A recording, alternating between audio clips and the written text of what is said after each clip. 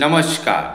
श्रीमद् भागवत गीता प्रथम अध्याय विषाद योग श्लोक 36। पापमेवाश्रयेदस्मान् हत्वै तना ततायिन् तस्मन्नः वयं हन्तं धर्तराष्ट्रन सबान्धवान् सृजनं हि कथं हत्ता सुखिन श्याम माधव।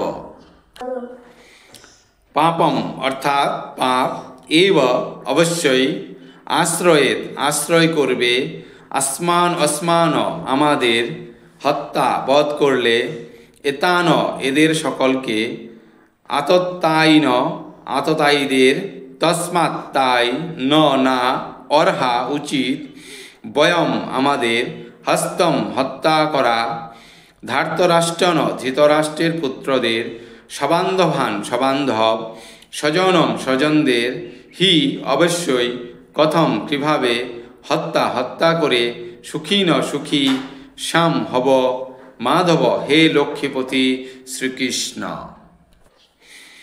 अनुवाद এই ধরনের আততায়ীদের বধ করলে মহাপাপ আমাদের আচ্ছন্ন করবে, তাই বন্ধু বান্ধব ও ধৃতরাষ্ট্রের পুত্রদের সংহার করা আমাদের পক্ষে অবশ্যই উচিত হবে না। হে মাধব, আত্মীয় স্বজনদের হত্যা করে আমাদের কি লাভ হবে, আর তার ফলে আমরা কেমন করেই বা সুখী হব। তাৎপর্য: বেদের অনুশাসন অনুযায়ী আততায়ী 6 প্রকার। যে বিষ দান করে, যে ঘরে আগুন লাগায়, যে মারাত্মক অস্ত্রের দ্বারা আক্রমণ করে, যে ধন সম্পদ লুণ্ঠন করে, যে অন্যের জমি দখল করে এবং যে ধর্মপত্নীকে হরণ করে, এই ধরনের আততায়ীদের অবিলম্বে হত্যা করা উচিত এবং এদের হত্যা করলে কোনো রকম পাপ হয় না। এই ধরনের আততায়ীদের বিনাশ করাটা সাধারণ মানুষের পক্ষে স্বাভাবিক, কিন্তু অর্জুন একজন সাধারণ মানুষ ছিলেন না, তার চরিত্র ছিল সাধুসুলভ, তাই তিনি তাদের সঙ্গে সাধুসুলভ ব্যবহারই করতে চেয়েছিলেন। কিন্তু এই ধরনের সাধুসুলভ ব্যবহার ক্ষত্রিয়দের জন্য নয়। যদিও রাজার রাজ্যের দায়িত্বশীল প্রশাসককে সাধুর মতোই হওয়া প্রয়োজন, তাই বলে তাকে কাপুরুষ হলে চলবে না। যেমন শ্রীরামচন্দ্র এত সাধু প্রকৃতির ছিলেন যে এখনও মানুষ রামরাজ্যে বসবাস করার জন্য উদ্গ্রীব, কিন্তু তার চরিত্রে কোনো রকম কাপুরুষতা দেখতে পাওয়া যায় না। রাবণ ছিল রামের আততায়ী, যেহেতু সে তার পত্নী সীতা দেবীকে হরণ করেছিল, কিন্তু শ্রীরামচন্দ্র তাকে এমন পর্যাপ্ত শাস্তি দিয়েছিলেন যা পৃথিবীর ইতিহাসে বিরল।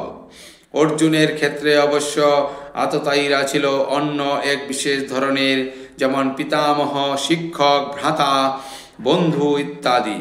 তারা শত্রু হবার ফলে অর্জুন ভেবেছিলেন যে সাধারণ আততায়ীদের মতো কঠোর পদক্ষেপ তাদের বিরুদ্ধে নেওয়া উচিত হবে না।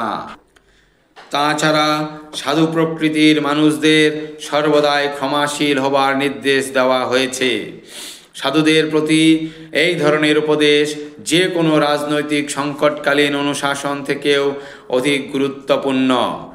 অর্জুন ভেবেছিলেন রাজনৈতিক কারণবশত তাঁর আত্মীয় স্বজনকে হত্যা করার চেয়ে সাধুসুলভ আচরণ ও ধর্মের ভিত্তিতে তাদের ক্ষমা করাই শ্রেয়।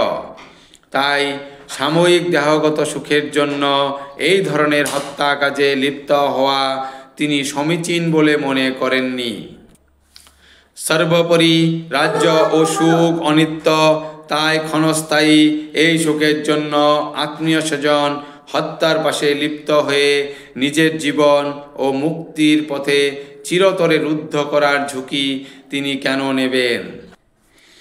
এখানে অর্জুন যে শ্রীকৃষ্ণকে মাধব বা লক্ষ্মীপতি বলে সম্বোধন করছেন, তার এই প্রসঙ্গে তাৎপর্যপূর্ণ। এই নামের দ্বারা তাকে সম্বোধন করে অর্জুন বুঝিয়ে দিলেন শ্রীকৃষ্ণ সৌভাগ্যের অধিষ্ঠাত্রী লক্ষ্মী দেবীর পতি। তাই অর্জুনকে এমন কোনো কার্যে নিয়োজিত করা তার উচিত হবে না, যার পরিণতি হবে দুর্ভাগ্যজনক। শ্রীকৃষ্ণ অবশ্য কাউকেই দুর্ভাগ্য প্রদান করেন না, আর তার ভক্তের ক্ষেত্রে তো সে কথা উঠেই না। ধন্যবাদ।